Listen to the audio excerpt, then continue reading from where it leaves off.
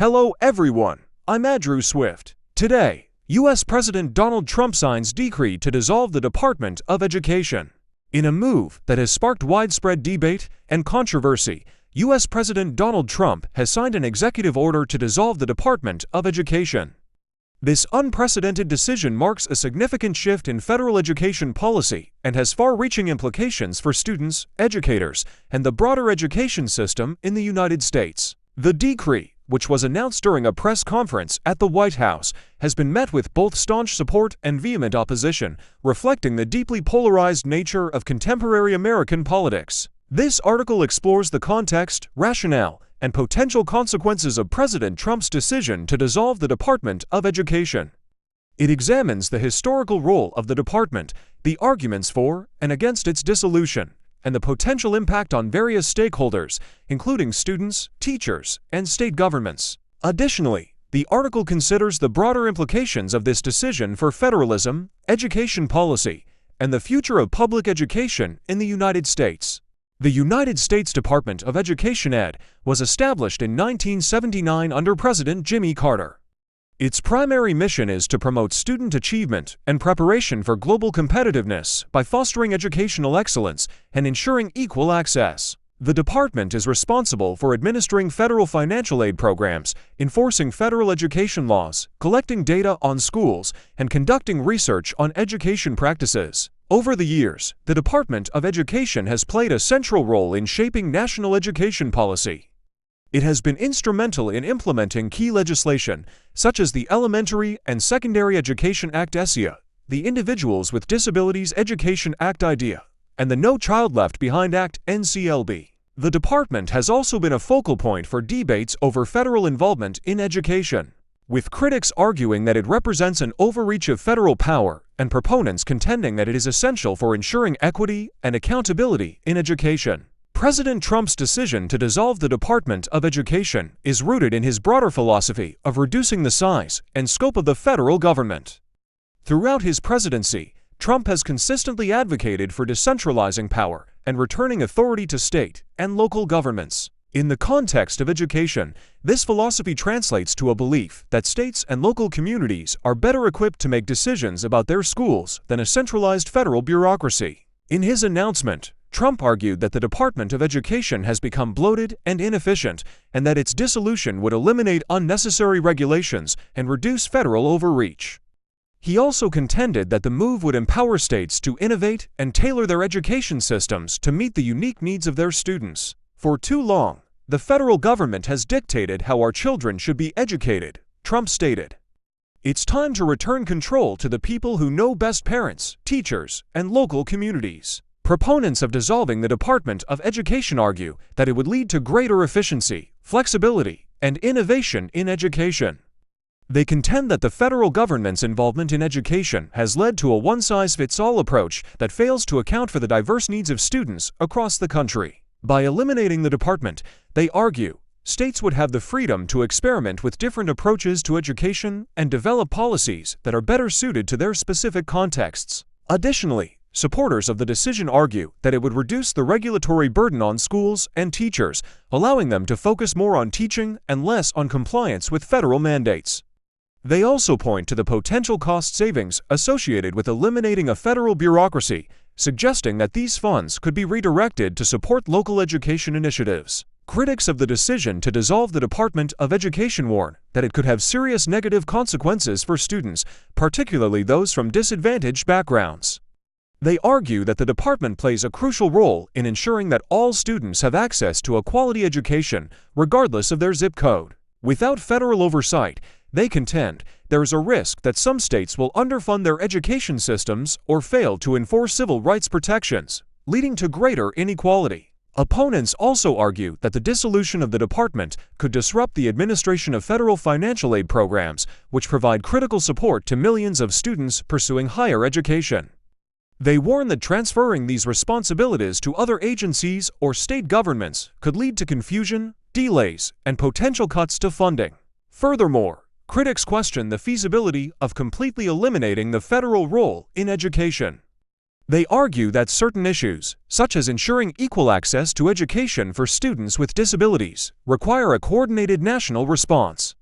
Without a dedicated federal agency, they contend, it will be more difficult to address these complex challenges. The dissolution of the Department of Education could have a profound impact on students at all levels of the education system.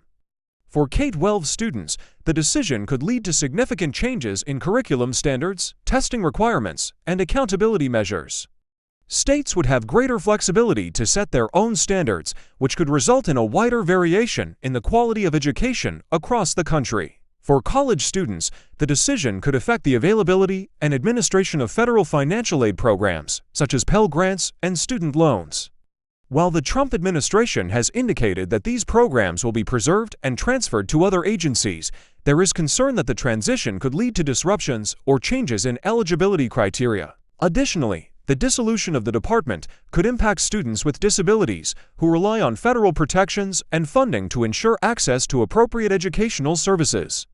Without a dedicated federal agency to enforce these protections, there is a risk that some students could fall through the cracks. Teachers and schools could also be significantly affected by the dissolution of the Department of Education. On the one hand, the elimination of federal regulations could reduce the administrative burden on schools and allow teachers to focus more on instruction. On the other hand, the loss of federal funding and oversight could lead to budget cuts and reduced support for professional development, classroom resources, and other critical needs.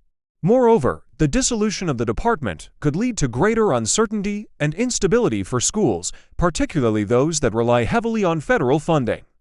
Without a clear plan for how federal education programs will be administered in the future, schools may struggle to plan and budget effectively. The dissolution of the Department of Education would shift significant responsibility for education policy to state governments.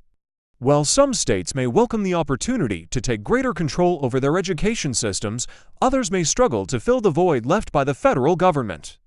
States with limited resources or capacity may find it challenging to develop and implement effective education policies, potentially exacerbating disparities in educational outcomes. Additionally, the dissolution of the department could lead to increased competition among states for funding and resources.